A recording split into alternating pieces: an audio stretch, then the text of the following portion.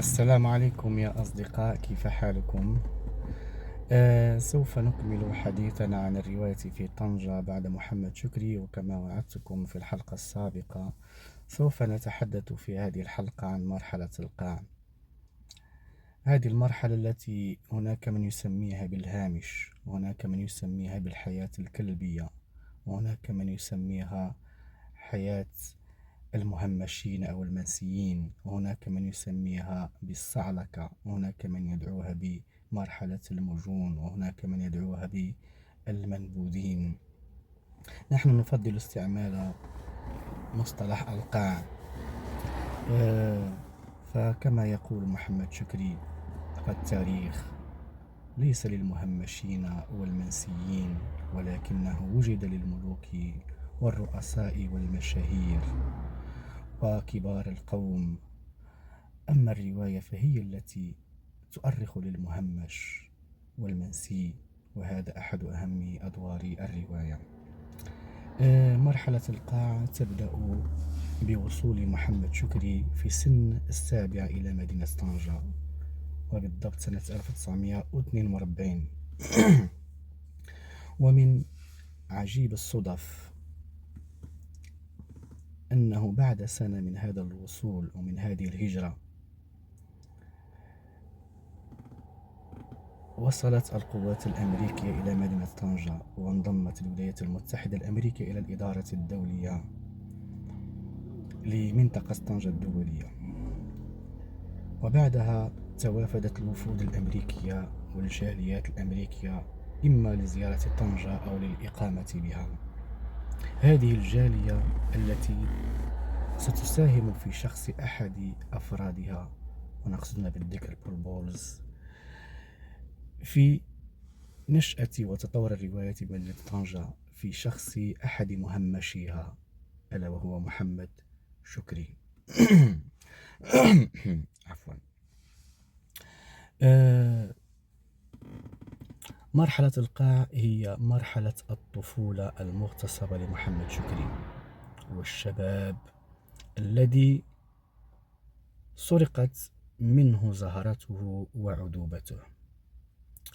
كان والد شكري في العسكرية الإسبانية، ولكنه فر منها، فقبض عليه بين مدينة طنجة وأصيل وسجن لمدة 2 سنين، مما اضطر الوالد إلى الخروج إلى الشارع، إلى السوق، لبيع الخضار والفواكه لكي تكسب عيشها.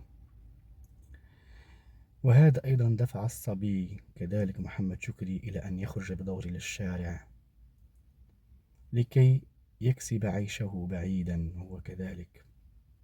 وهكذا صار من أطفال الشارع، فامتهن الكثير من المهن، فكان صبي مقاهي ومطاعم، واشتغل كذلك حمالا وفي بيع السجائر المهربة، واشتغل كذلك في الميناء كبائع متجول للسياح.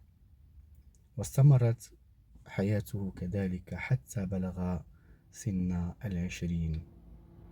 ويمكن أن نسجله بخصوص هذه المرحلة هو مجموعة من الإرهاصات، مجموعة من المعاناة، مجموعة من الندوب التي بقيت مرافقة لمحمد شكري وباصمة بقوة في كل أعماله الأدبية والإبداعية حتى مماته.